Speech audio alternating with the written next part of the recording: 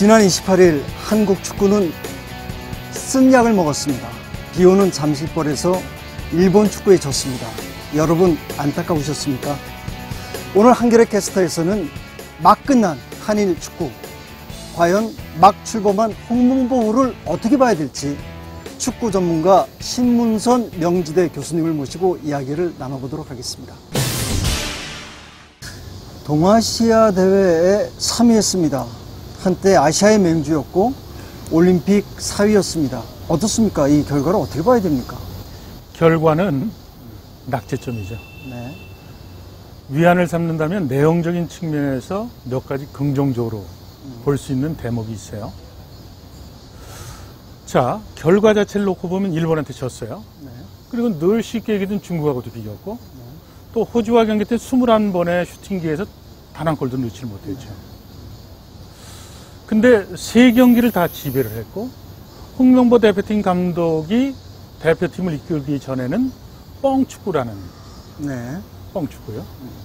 뻥축구라는 아주 정말 듣기 거북한 한국 축구를 후퇴시켰다는 그런 평가를 받았던 팀이 패싱 축구로, 그리고 세계 축구에서 주문하고 있는 속도와의 경쟁을 충실하게 했고, 그리고 수비 불안에 대한 부분도 어느 정도 해소하는 그런 움직임에 대한 변화도 있었고, 그리고 공격에서는 물론 골은 많이 넣지 못했죠. 한 골밖에 못 넣었으니까. 그럼에도 불구하고 찬스를 만들어내는 과정에서는 그래도 희망은 봤다. 이번 동아시아 대회 때 그렇게 평가할 수 있을 겁니다. 지금 막 출범한 홍명보는 비록 우승은 못했지만은 내용적으로는 그래도 위안을 삼을 수 있는 부분이 많이 있다, 이런 말씀이시죠? 우리가 허니문 기간이라고 얘기를 하잖아요. 네. 지금 홍명보 감독은 한국 축구에 대단히 중요한 시기에 지금 대표팀을 맡았어요. 제가 과거에 MBC에서 중계방송할 때 프렌들리 매치를 하더라도 시청률이 38%, 40%까지 갔어요. 네. 월드컵 최종 예선할 때 67%, 65% 이렇게 상회했던 그런 기억이 있는데, 월드컵 최종 예선 중계방송하는데 두 자리 숫자 가기도 턱걸이하고 말이에요. 힘들었었거든요. 네.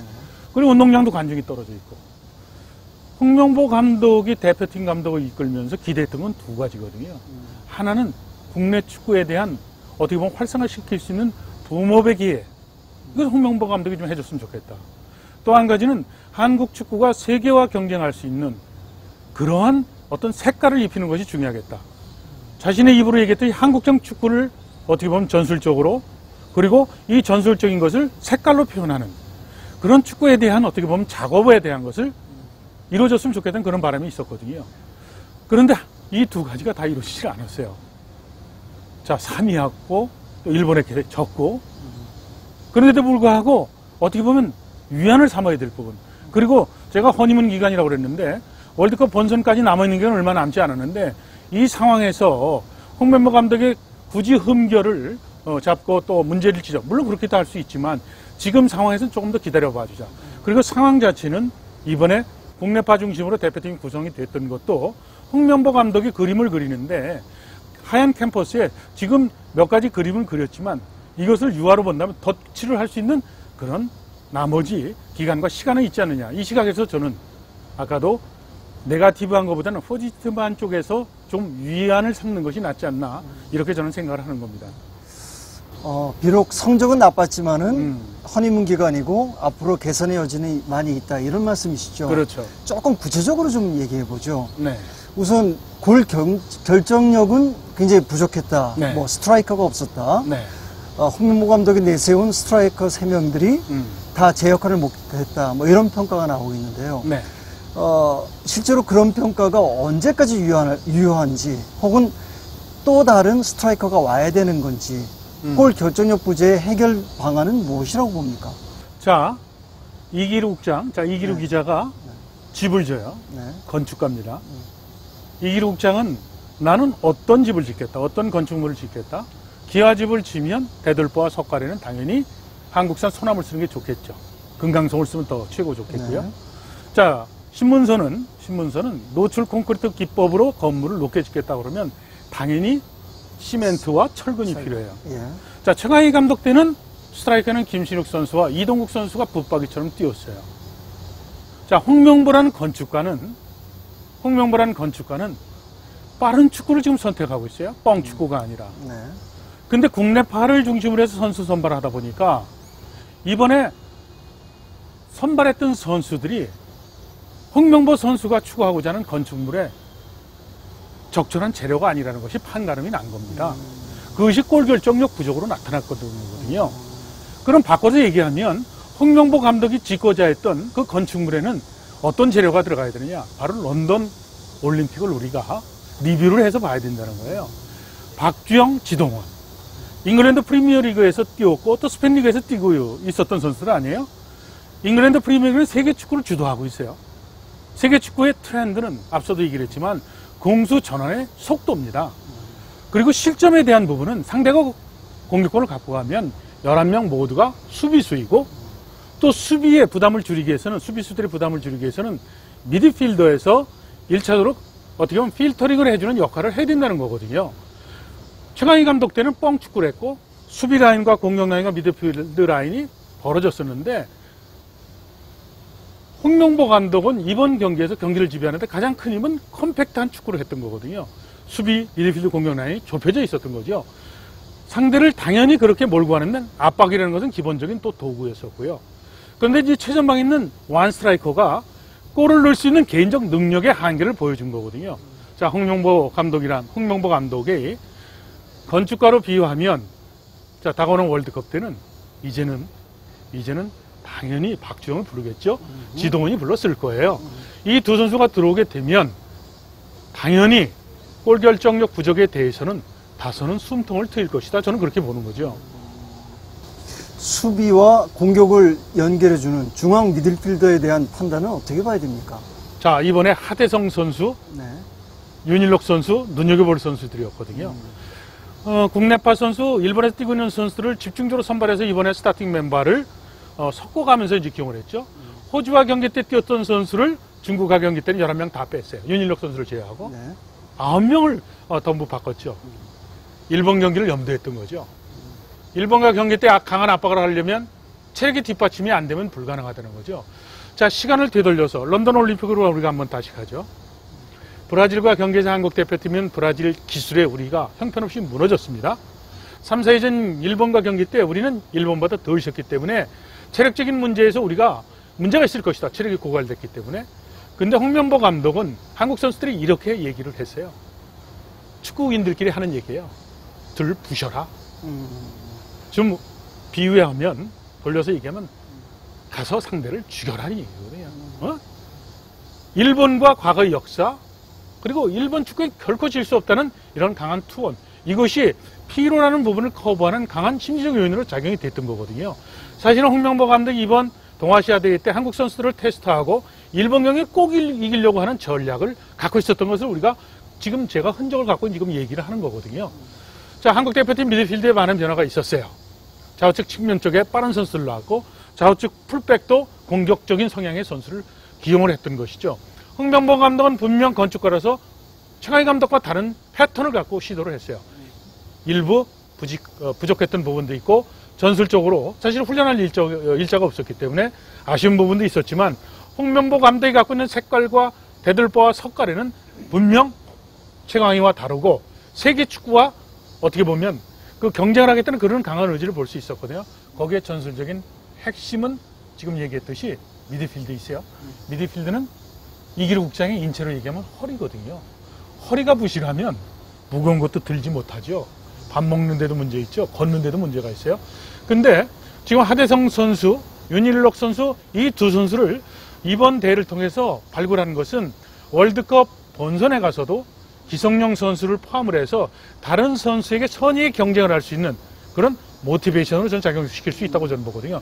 그런 측면에서 보면 미드필드에서도 얻은 게 저는 있다고 봅니다. 결국 그런 빠른 축구라는 거는 기본적으로 선수들의 체력이 뒷받침되어야 되지 않습니까? 그렇죠. 감독이 바꾼다고 그래서 체력이 선수들이 그런 빠른 패싱, 전원 공격, 전원 수비를 할 수 있는 기반이 마련됩니까?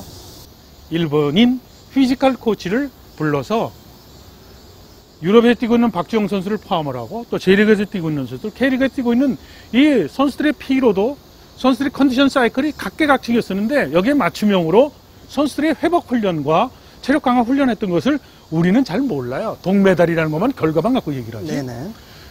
홍명보 감독은 이번에도 일본인 그 코치를, 피지컬 코치를 모셔오기 위해서 상고 처리를 했거든요. 자, 월드컵에서 우리가 16강, 8강을 가기 위한 어떤 플랜, 또 미션, 전략, 이런 시각에서 가장 중요한 것은 코칭 스텝이고, 이기록 장이 얘기했던 피지컬이라는 부분에 대해서는 자기의 맞춤형의 코치를 데려다가 지금 미리 준비를 하고 있다는 것이죠. 그래서 홍명보 감독에 대한 기대는 다른 때보다 저는 긍정적으로 지금 보고 있다는 거죠. 네. 그럼 말이 나온 김에 홍명보 감독에 대한 얘기를 좀 더 해봅시다. 네. 홍명보 감독은 이전의 외국인 감독이나 기존의 국내파 감독에 비해서 어떤 차이가 있습니까? 홍명보 감독의 리더십을 우리가 눈여겨봐야 됩니다. 예. 런던 올림픽 가기 전에 똑같은 대상을 통해서 청하이 감독은 박주영, 너는 병역 문제에 대해서 공개적으로 네 이야기를 해라. 소신을 밝혀라고 얘기를 했죠. 박주영은 사실은 그 이전에 미디어를 통해서 나는 군대 가겠다. 중국에서 열렸던 아시안게임에서 입상을 하지 못했으니까 가겠다고 얘기를 했어요. 대표팀에 들어오려면 밝히라고 그러니까 박주영 입장에서는 상당히 그 박주영 선수의 성격상 불편했겠죠. 홍명보 감독은 올림픽을 앞두고 와일드카드로 박주영을 선택하면서 미디어에게 이렇게 이야기를 하죠. 박주영 군대 안 가면 나라도 가겠다. 그렇죠. 야 주영아, 나하고 같이 기자회견에 나가자라고 해서 배석을 했어요. 박주영은 병역 혜택 때문에 뛰었다기보다는 자신을 신뢰했던 홍명보 감독을 위해서 뛰었다라고 해도 과언이 아니겠죠. 이것은 스포츠 사이콜로지적인 측면에서 분석이 가능한 대목이거든요. 네네. 자, 홍명보 감독의 리더십은 히딩크를 겪었고, 아드보카트를 겪었고, 이혜택 감독을 겪었고, 허정무 감독을 겪으면서 나름의 자기가 어떻게 보면 학습이 돼 있어요. 그렇다면 홍명보 감독이 장수하는 감독으로서 존재하기 위해서 경계돼야 될 거, 조심해야 될 거, 반면교사로 삼아야 될 것은 어떤 면이 있습니까? 자, 홍명보 감독은 이미 이번 대표팀 감독을 맡기 전에 지난 월드컵이 끝나고 나서 후임 감독은 홍명보라는 것이 축구계 모두 쫙 소리가 퍼졌었어요. 그 당시에 축구 대표팀 감독은 영광된 자리인데 다 고사해 못하겠다고 그래요. 그 현상은 만년 야당이라는 조광래 감독에게 독이든 성배가 가는 아이러니한 그런 역사가 이루어졌던 거거든요. 홍명보 그러면 모든 축구인들이 축구계에 보이지 않는 황태자, 또 축구계의 실제적인 실세에 어떻게 보면 힘을, 절대적인 지원을 받는 감독이라는 그런 이야기를 듣는 건 저는 그것이 가장 큰 어떻게 보면 경계의 도구로 저는 보거든요. 홍명보 감독이 가장 경계해야 될 부분은 정치적인 부분이라는 것이죠. 오히려 겸손하고 그리고 많은 축구인들에게 귀를 열고 그리고 선수들과 그동안 해왔듯이 커뮤니케이션을 잘하면 제가 보면 할 수 있다고 봐요. 주제를 좀 바꿔보죠. 지난 네. 28일 잠실의 A매치. 물론 경기 내용도 인상적이었지만은 관중석에 걸렸던 플랜카드, 네. 역사를 잊은 민족에게 미래는 없다. 물론 철거는 됐습니다만은 지금 한창 이슈가 되어 있습니다. 정치적인 구호다. 뭐 이런 얘기도 많이 있는데요. 어떻게 봐야 됩니까? 스포츠는 과거의 역사와 뗄래야 뗄 수가 없는 겁니다. 자, IOC가 지금 중계권료로 IOC가 올림픽 운동을 지금 널리 보급을 하죠. 올림픽의 상업주의가 실현됐던 것이 84년 LA 올림픽 때 스포츠 마케팅이 도래를 한 겁니다. 피터 베르스가 스폰서십을 했을 때 아마추어리즘을 추구하던 세계 많은 체육 사회학자들은 야, 올림픽 니네 드디어 오염됐구나 망했구나. 네. 근데 지금은 더 상업화돼서 NBA 선수까지도 데려오고 시청률을 높이면 중계권료가 오르니까 월드컵을 2년 주기로 하자는 올림픽에 23세가 아니라 지금 풀자고 얘기를 하잖아요. 전 세계 올림픽을 제일 먼저 올림픽에 중계는 누가 했죠? 히틀러가 나치즘을 설파하기 위해서 베를린 올림픽 때 최초로 중계 방송을 했습니다. 무솔리니가 이태리가 유럽 최강의 국가라고 이용을 하기 위해서 이태리 월드컵 때 또 방송을 통해서 이용을 했어요. 64년 도쿄올림픽 때는 위성방송을 해서 일본이 또 아시아 최강의 국가라고 또 선전을 했습니다. 아니, 우리가 월드컵 최종 예선이나 동아시아 대회나 이런 대회 때 일본 애들이 우리를 지금 얼마나 걔네들은 안 했나요? 5일승 전기 갖고? 할 수 있어요. 할 수 있다고 저는 봐요. 근데 좀 어른스럽게 하는 거죠.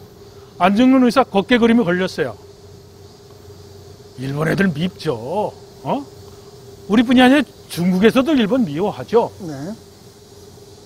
또 졌어요. 근데 과거보다는 저는 굉장히 성숙됐다고 봐요. 일본과 경기 끝나고 나서 저는 잠실에서 빠져나가는 한국 축구 팬들의 행동과 얼굴 표정을 유심히 봤어요. 축구를 통한 사회적 현상이죠. 졌는데 한국의 팬들은 걷게 그림과는 다르게 성숙된 모습으로 지긴 했지만 아마 마음속으로 화는 나지만 다음을 기약하면서 갔다고 저는 보거든요. 자, 씻을래야 씻을 수 없는 역사적 현실, 한국과 일본의 이런 과거의 역사가 축구를 통해서 수레바퀴처럼 도는 거거든요. 이 수레바퀴에 대한 그 동력은 누가 갖고 있느냐면 바로 한국과 일본의 역사의 중심에 있는 정치가들의 말과 행동이 전 중요하다고 보고요. 그것을 어떻게 보면 뒤에서 밀고 당기는 국민들의 또 성숙한 의식이 필요하다는 저는 평소에 생각을 갖고 있거든요. 그런 시각에서 어떻게 보면 이번에 안중근의 걷게 그림, 또 역사에 대한 그런 어떻게 보면 무겁고 준엄한 그 긴 프랭카드가 걸렸던 그 잠실벌의 현상에 대해서는 크게 그렇게 우려할 상황은 저는 아니다고 봐요. 아무튼 홍명보는 출항을 했습니다. 네. 네, 비록 출발했을 때 희곡거렸지만은 신 의원님 말씀대로 기대를 갖고 희망을 갖고 바라보는 게 올바른 시각이라는 말씀을 들었습니다. 한국 축구가 어디로 갈지 또 얼만큼 멋진 항해를 할지는 다 우리 팬들의 몫이고 축구인들의 몫이라고 생각합니다. 오늘 좋은 말씀 감사드리겠습니다.